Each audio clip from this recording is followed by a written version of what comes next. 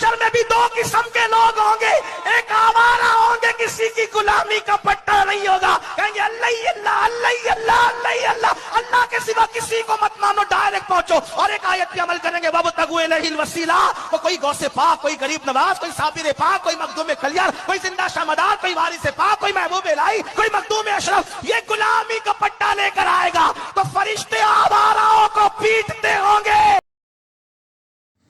السلام علیکم ورحمۃ اللہ وبرکاتہ۔ تو دوستو اس میں ایسا ہے کہ حضور علیہ السلام نے فرمایا، حدیث شریف میں مینشن کیا ہوا ہے، آپ صلی اللہ علیہ وسلم نے فرمایا کہ اگر تیرے گھر میں نمک بھی کم پڑ جائے تو مانگ، صرف اللہ سے مانگ، تجھے وہی دے سکتا ہے۔ وہاں تو اپنے نبی نے، پیارے نبی نے کہیں پر بھی وسیلے کا ذکر نہیں کیا، ٹھیک ہے۔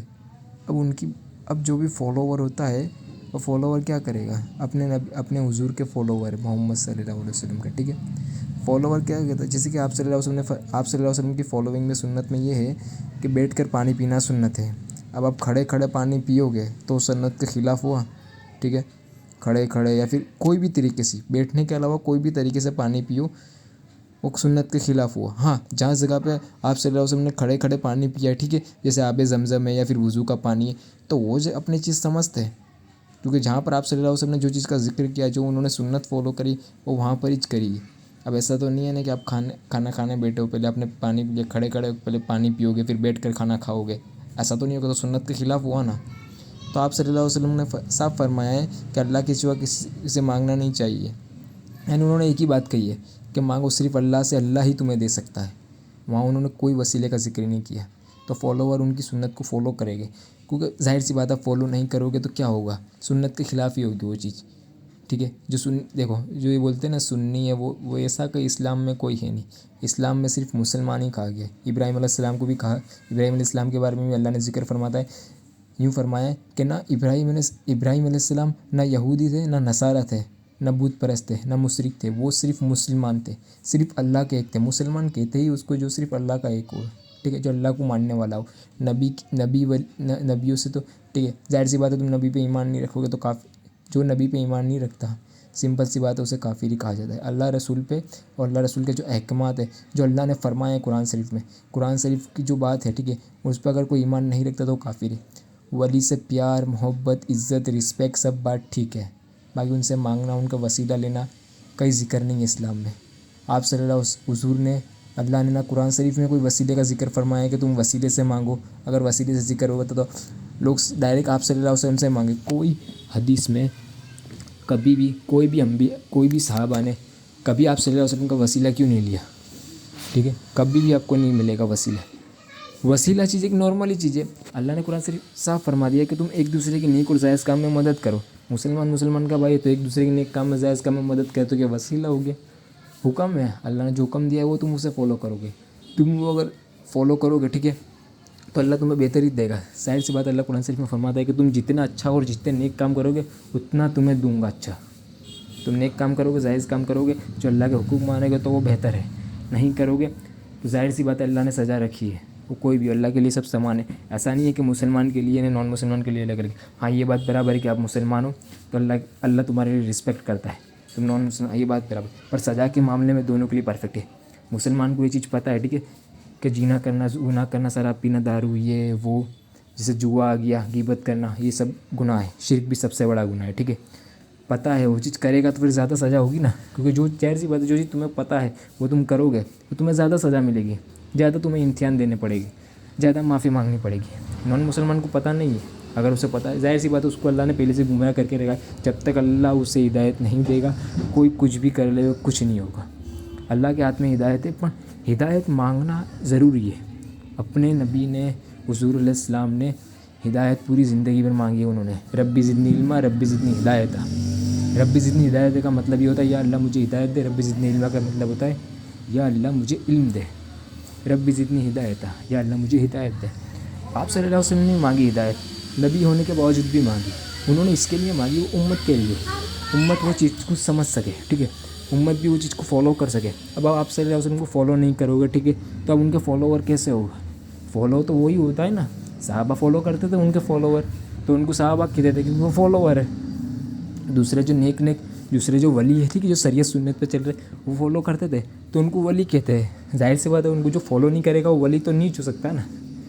अब जाहिर सी बात है जाहिर सी बात है आप सल्लल्लाहु अलैहि वसल्लम ने जो फरमाया कि भाई बैठ के पीना पानी सुन्नत है, ठीक है दोस्तों, बैठ के पीना पानी सुन्नत है। खड़े खड़े जो पानी पिएगा सुन्नत के खिलाफ वो कहाँ से फॉलो हुआ। आप बैठ के पिए, बिस्मिल्लाह पढ़ के पिए, वो फॉलोइंग करना हुआ। अल्हम्दुलिल्लाह पढ़े, ठीक है, जो पूरी सुन्नत फॉलो करे वो फॉलोवर हुआ। जो सुन्नत ही फॉलो नहीं करेगा वो सब क्या फॉलोवर कहेंगे, वो चीज़ तो सुन्नत के खिलाफ ही हो गई ना।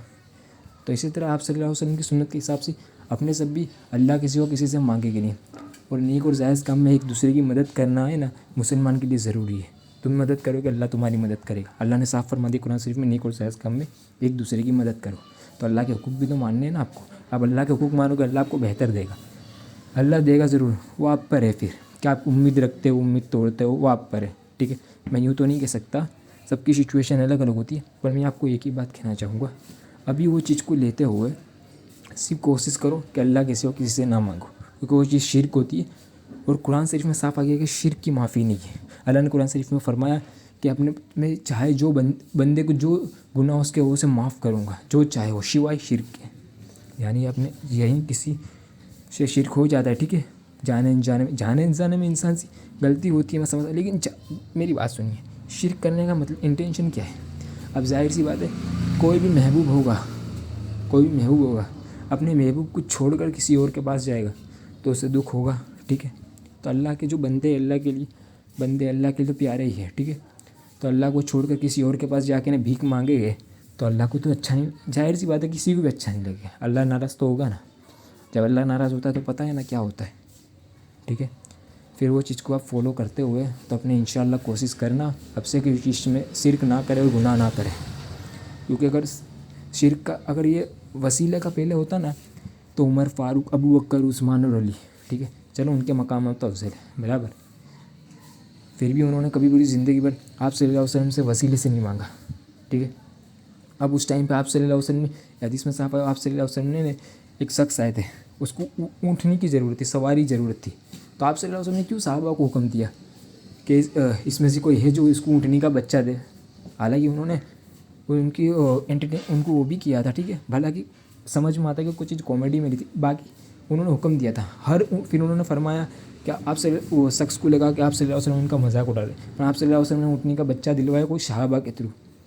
ये तो हुक्म होता है, नबी का हुक्म होता है ना अपने पर, वो तो आप मानोगे ना, वो चीज़ शिरक नहीं होती, वो हुक्म होता है। वो चीज़ शिरक क्या होती है, ठीक है, अल्लाह किसी को डायरेक्ट मांगना किसी से, उन्होंने मांगा नहीं, हुक्म दिया। नबी हमेशा हुक्म करेंगे।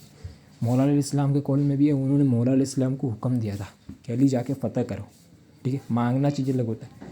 आप सल्लल्लाहु अलैहि वसल्लम को रिस्पेक्ट करते हैं, नबी उम्मत पे हुक्म होते हैं, हर नबी के हुकूक होते हैं हर उम्मतियों पर। तो नबी को ना फॉलो करना ज़रूरी है। जो फॉलो नहीं करेगा जाहिर सी बात है उसे क्या कहते हैं, वो तो आप जानते ही हो ना, मुसलमान कहे गए उसको नहीं जो शरीयत सुन्नत पे चले। आप शरीयत सुन्नत पे चलते हो आप मुसलमान हो, नहीं चले। आप सल्लल्लाहु अलैहि वसल्लम ने साफ फरमा दिया है, ठीक है, कि जब मुसलमान जीना करता है यानी किसी गैर औरत का सेक्स वो हम बिस्तरी करता है, ठीक है, तो मुसलमान नहीं रहता। वो जो चोरी करता है तो मुसलमान नहीं रहता, जुगार खेलता, शराब पीता तो मुसलमान नहीं रहता। अब ये सब काम करेगा तो मुसलमान नहीं रहेगा तो क्या रहेगा। 3 ऑप्शन है अपने पास, या तो मुनाफिक रहेगा, या तो काफिर रहेगा, या तो वह नास्तिक रहेगा, ठीक है, ये 3 रहेंगे। मुसलमान का जो काम यही है कि शरीयत सुन्नत में फॉलो करना है अपने। शरीयत सुन्नत आप फॉलो करते हो मुसलमान हो, ठीक है।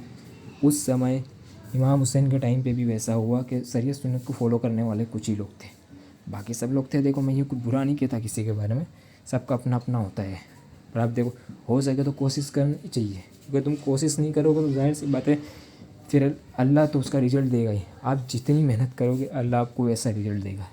आप अच्छी करोगे अल्लाह साफ फरमा दिया है, तू नेक काम करेगा तुझे अच्छा अजर दूंगा, बुरे काम करेगा तो बुरा मिलेगा, ठीक है। तो आप भी शरीयत सुन्नत के हिसाब से फॉलो कीजिए।